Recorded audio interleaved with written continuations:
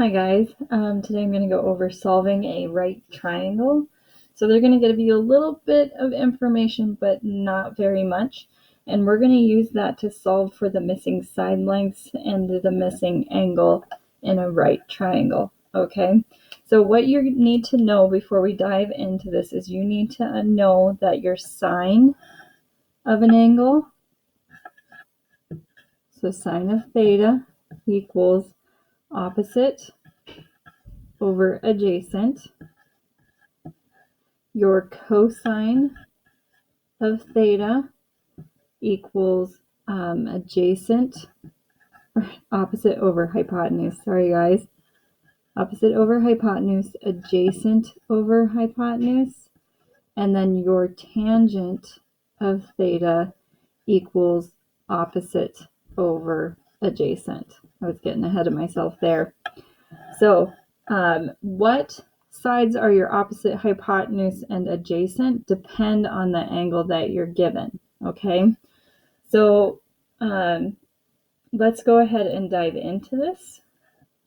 Here is my first triangle that they give me. I'm going to draw it out so I can show you guys how to determine your sides.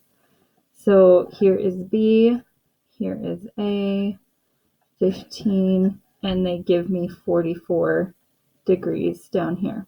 Okay, so what I want you guys to remember is that your hypotenuse is the side that is across from your right angle. So here's my right angle, so the side across from it is your hypotenuse.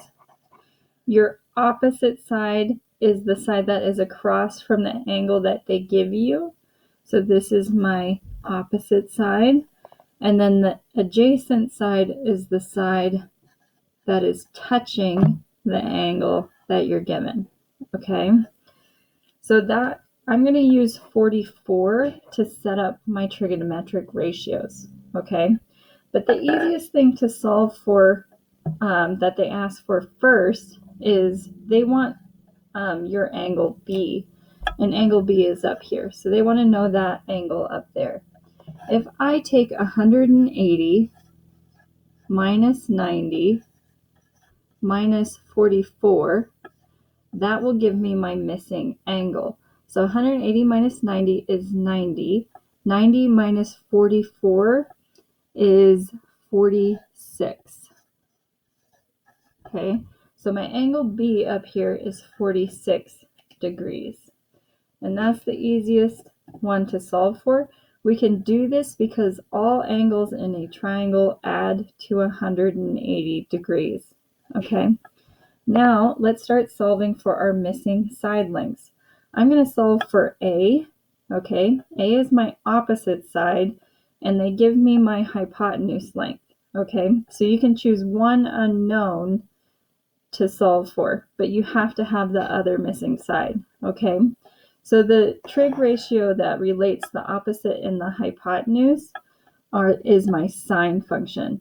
Okay, so I have the sine of 44 equals my opposite side, which is A, over my hypotenuse, which is 15. If I multiply both sides by 15, I have 15 times the sine of 44, and that will give me A. Okay, so I'm going to take my calculator, and I'm going to 15 times the sine of 44. And that gives me 10.4. They want me to round to the nearest tenth, so 10.4 would be my answer. All right, let's solve for my next missing side length, which is B. Okay, so B is my adjacent, and I have my hypotenuse. So the trig ratio that gives me my adjacent and hypotenuse is my cosine function.